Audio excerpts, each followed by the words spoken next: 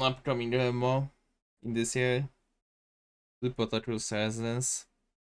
After like Japanese version got closed, discarded, and all global players got fucked up. And then a release by Chinese studio Bokura this year. Actually, in 4 days, it releases in China already. And then hopefully we're gonna get about some info about beta for global. And after beta, maybe any info about release. But yeah, this game gonna have some gacha. And it's supposed to have gear gacha. And it's update about this. So yeah. Hey, lots of NDA content finally dropped in a public content creator server in China, so now I can speak on a few things. To be honest, I was waiting for this day to come because I have closely been monitoring and viewing all the NDA content, and finally they released it publicly. The huge one I want to go over in this video is the nerf to whales. You guys will probably see many videos among many content creators between now and the China launch on the 17th. Many of you have probably heard from me, but I have said on a few social platforms that whales aren't that much stronger than free-to-play, comparatively to other recent MMOs. Wait. Okay, so that's definitely not Star Resonance. Was going up against whales in Star Resonance, it felt like they were no more than around 2 times stronger, and again, that cap closes. I mean, if someone played fucking Crystal Phantom,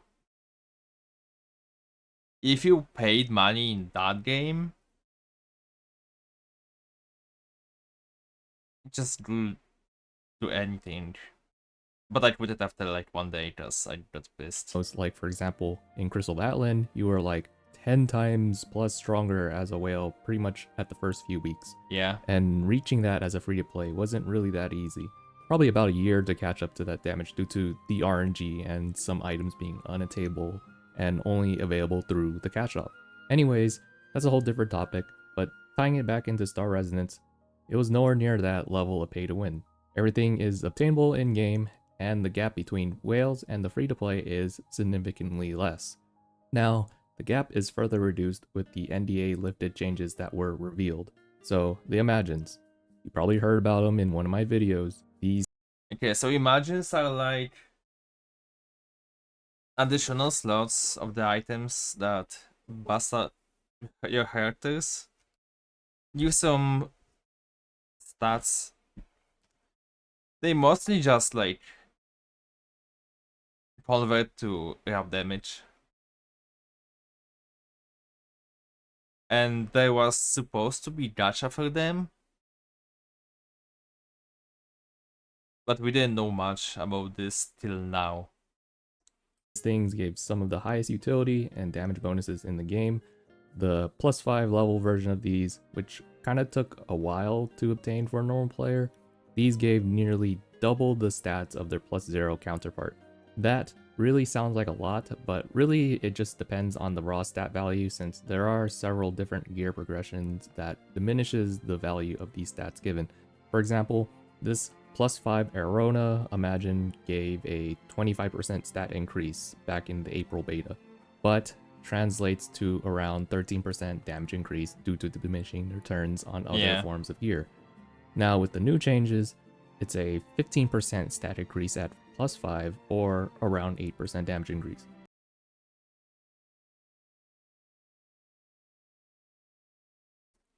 So it's still probably the same stats, and they're Chinese, but they got like lowered down.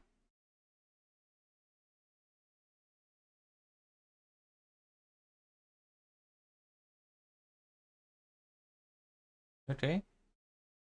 About 40% of its initial power is now gone, while keeping its most important utility the same from +0 all the way to +5. This means that free-to-play can go for a +0 with around a 3% damage increase on top of it, and not be that far behind from a whale who has around a 5% damage increase from a +5. I'll That's show a nice. visual in case that sounded a little confusing. Oh, so you can actually see the new one +0 is like 50% damage.